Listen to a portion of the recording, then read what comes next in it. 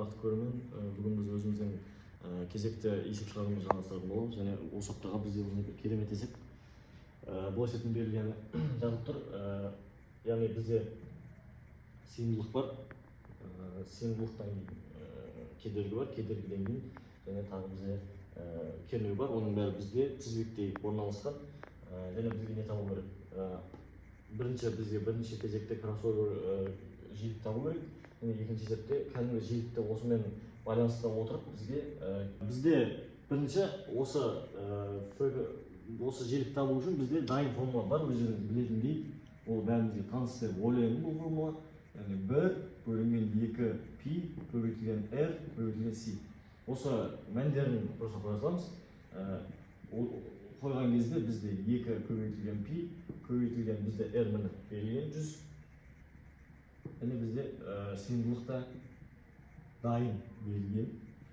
Яғни бұның бәрін есептейтін болсақ, бізде осындай жауап шығады, 1000 деген жауап шығады. Яғни осы 1000-ды енді әр осы мына жақтан тұрған кроссовер жиіліктердің орнына қойып шығу керекпіз. Яғни соның арқасында біз кернеудегі кедергіні табу керекпіз. Ал енді бірінші не жазамыз? Бірінші бізде осы кернеудегі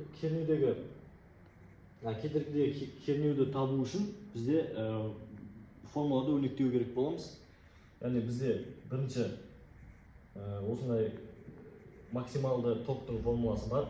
Ол бізде максималды кернеу бөлінген. Яғни біз осы жерден ашуымыз керек.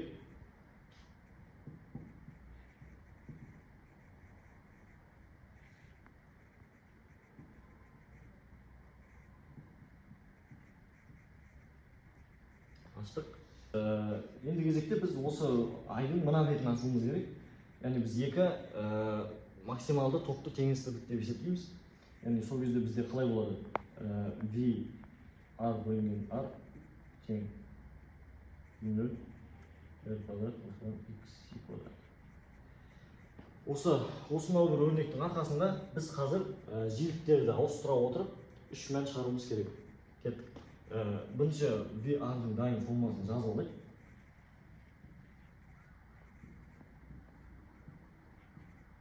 Яғни бұл жерде ескере кететін бір жағдай бар. Бізде XC жоқ, яғни получается біз XC-ді да ашып алуымыз керек. XC-дің формуласы бізде 1 бөлінген 2 пи жаңағы жиілік және сыйымдылық. Яғни бұны ашып қойып квадраты болады. Турасында болады. Ал енді мәндерін қойып шығу керек біз тек қана. V0 бізде берілген 5.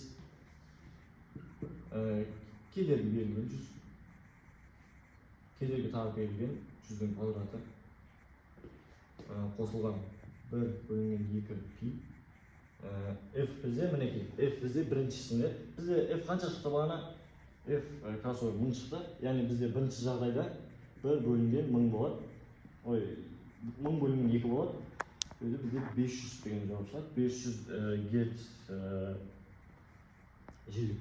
Біз сол 500-ді әкеліп мына жерге қоя саламыз. 500-дің жанына міндетті түрде біз сыйымдылығымызды қоюымыз керек. Сыйымдылықты жазып қоямыз.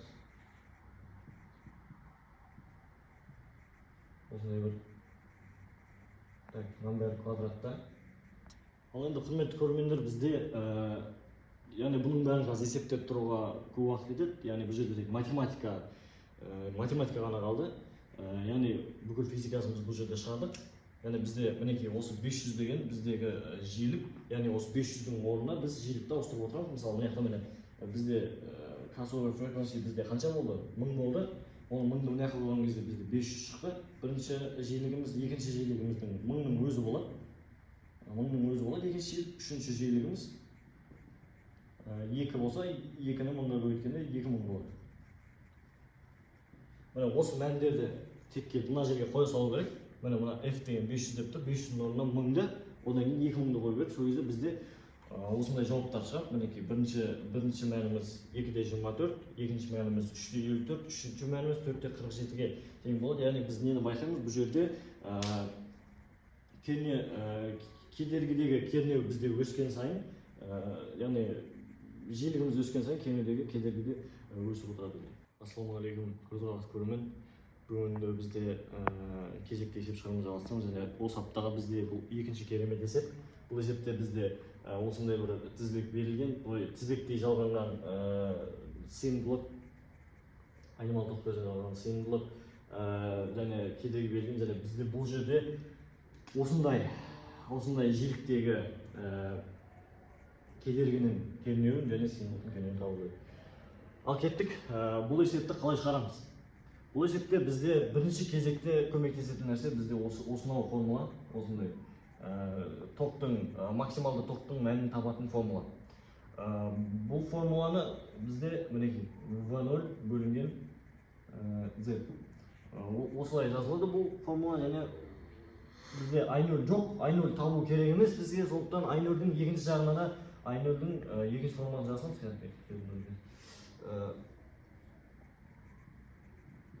Мінекей осындай екі формула бар, және осы екі формуланы теңестіре отырып біз осы есепті шығаратын боламыз.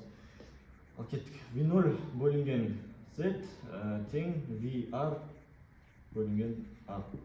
Яғни бұл жерде бізде бүкіл мәлімет бар, негізі бізде бұл жерде тек бізге осы нәрсені табу керек. Яғни осыған кедергідегі кернеуге өрнектеп шығарамыз бұл формуланы. V0 бөлінген R бөлінген Z. Яғни осыны ашатын боламыз. Өздеріңіз білетіндей Z бізде қалай ашылады? Бізде R квадрат қосылған XC квадрат түбір астында деп ашылады. Жалғастырайық.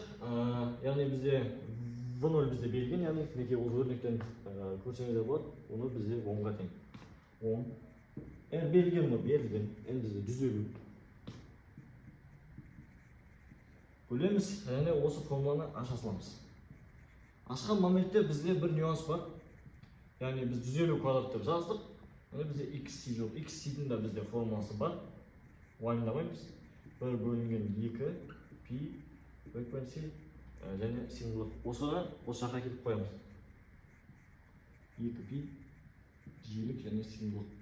Мәндерін орнына қоя саламыз. Так, мына жақта бізде 1500 бөлінген 150 квадрат қосылған 1 бөлінген 2 пи бізде жиілік 10-ның 4 дәрежесі. Және сыйымдылық бізде 80 нанофарадқа тең. Ал құрметті көрермендер, бізде осындай бүкіл бізге керек мәндердің бәрі қойылды. Бұл жерде ары қарай тек математика ғана қалды. Сіздердің уақытыңызды алмау үшін мен бірден жауабын жаза салайын. Бұл жерде бізде 6,2 вольт шығады. Яғни біз не істедік? Біз резистордағы кернеуді таптық. Табылды резистордағы кернеу. Енді бізге тағы да не табу керек? Сыйымдылықтағы кернеуді табу керек. Кеттік, шығарайық. Бұның да формуласы осыған ұқсас, яғни тек бар айырмашылығы бізде бұл жерде. Мінекей, мына жерде дайын формула тұр. Осы формулада тек R-дің мәнін ауыстырамыз. Яғни V0 көбейтілген XC бөлінген Z болады.